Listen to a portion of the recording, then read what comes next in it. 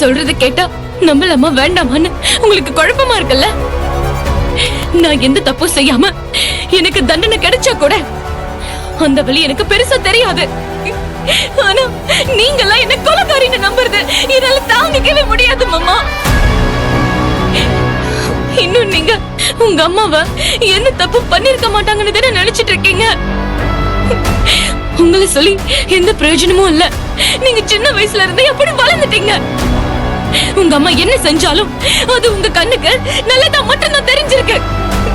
திடீர்னு நான் வந்து உங்களுக்கு கெட்டவங்கன்னு சொன்னா அதை எப்படி உங்களால ஏத்துக்க முடியும்? ஆனா வேற வழி இல்ல. நான் அதை ப்ரூவ் பண்ணிதான் ஆகணும். உங்க அம்மா எப்படிப்பட்டவங்கன்னு நீங்க தெரிஞ்சுக்கிட்டாதான் பல விஷயங்கள் உங்களுக்கு புரியும். இதுக்கு மேல உங்க அம்மா பத்தி நான் என்ன சொன்னாலும் நீங்க நம்ப மாட்டீங்கன்னு எனக்கு தெரியும். ஆனா சொல்ல வேண்டியவங்க சொன்னா நீங்க நம்பித்தானே ஆகணும். நான் சொன்னதெல்லாம் உண்மையா பொய்யான்னு தெரிஞ்சுக்கணும்னா என் அக்காவை நான் கொலை பண்ணலன்னு நீங்க தெரிஞ்சுக்கணும்னா உங்க அம்மா எப்படிப்பட்டவங்கன்னு தெரிஞ்சுக்கணும்னா இன்னைக்கே உங்களை நானும் மதனும் ஒரு இடத்துக்கு உங்களை கூட்டிட்டு போறோம். என் மேல இன்னும் உங்களுக்கு ஏதாச்சும் நம்பிக்கை இருந்தா எங்க கூட வாங்க. நான் ஒரு முக்கியமான ஆள் கிட்ட உங்களை கூட்டிட்டு போறேன். அந்த ஆள் சொல்லுவாங்க உங்க அம்மா யாரு எப்படிப்பட்டவங்கன்னு. அப்பயாச்சும் நீங்க நம்புறீங்களான்னு பாக்கலாம். போலாம் மதன். நான் உங்களுக்கு கால் பண்றேன் அபி, ரெடியா இருங்க. வா.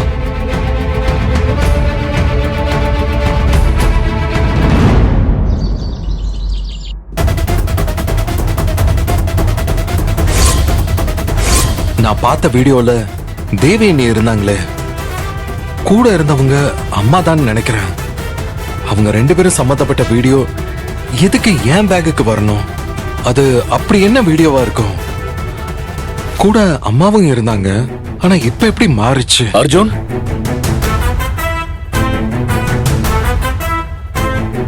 டேய் நீ என்ன தாண்டா நினைச்சுக்கிட்டு இருக்க? உன் அம்மா சொல்றான்னு நீயும் சத்யாவை அப்படியே விட்டுலான்னு முடிவு பண்ணிட்டியா? கோர்ட்ல ஹியரிங் வரைக்கும் போயிட்டா அப்புறம் என்ன வேணாலும் நடக்கலாம்பா. அதுக்குள்ள எப்படியாவது சத்யாவை வெளியே இருக்கிறதுக்கு பாரு. என்னடா நான் சொல்லிக்கிட்டே இருக்கேன், நீ இப்படி அமைதியா இருந்தா என்னடா அர்த்தம்? அர்ஜுன், அப்ப உண்மையாவே சத்யாவை சந்தேகப்படுறியா? நீ அமைதியா இருக்கிறத பார்த்தா எனக்கு அப்படிதான் தோணுது. சத்யாவை நான் என்னைக்குமே சந்தேகப்பட மாட்டேன்பா. அவ மேல எனக்கு முழு நம்பிக்கை இருக்கு. கண்டிப்பா அவ தேவி அண்ணிய கொன்னு இருக்க மாட்டா. அப்புறம் எதுக்கு யோசிக்கிற? அவளை ஜாமீன்ல எடுக்கிறதுக்கு அடுத்து என்ன செய்யணுமோ அதை செய்ய வேண்டியதுதானே. என்ன உன் அம்மா சத்யா இந்த வீட்டுக்குள்ள வரக்கூடாதுன்னு சொன்னாலே அதை யோசிச்சுதான் நீ தயங்குறியா? இப்ப இருக்கிற பிரச்சனைக்கு அதெல்லாம் ஒரு பிரச்சனையே இல்லடா, பாத்துக்கலாம்ப்பா. நான் அதை நினைச்செல்லாம் தயங்கலப்பா. நான் தான் சொன்னேனே, சத்யா ரொம்ப பிடிவாதமா இருக்கா. எப்படியாவது நான் அவளை ஜாமீன்ல எடுக்க போனா கூட அத அவ வேணான்னு சொல்லிருவாப்பா. இப்போதைக்கு அவளோட ஒரே நோக்கம் அம்மாவை எப்படியாவது இந்த கேஸ்ல மாட்டி விடுறது மட்டும்தான்.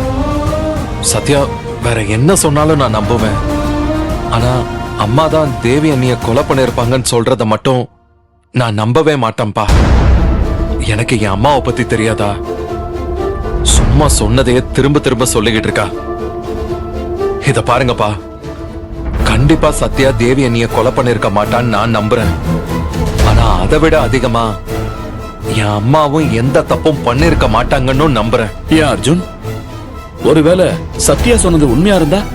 புரியலப்பா. தேவியை கொண்டது உன் அம்மாவா இருந்தா நீ என்ன செய்வ? அப்பா, அம்மாவை பத்தி சத்யா பேசுறதே என்னால தாங்கிக்க முடியல. நீங்களும் அதே பேசுறீங்க.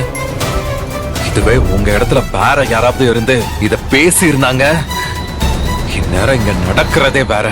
அர்ஜுன், எனக்கும் உன் அம்மா மேல முழு நம்பிக்கை இருக்கு. சத்யா சொல்றதையும் நான் நம்பலப்பா. ஆனா நாம எப்பவுமே ஒன் சைடா மட்டும் யோசிக்கவே கூடாது இல்லையா?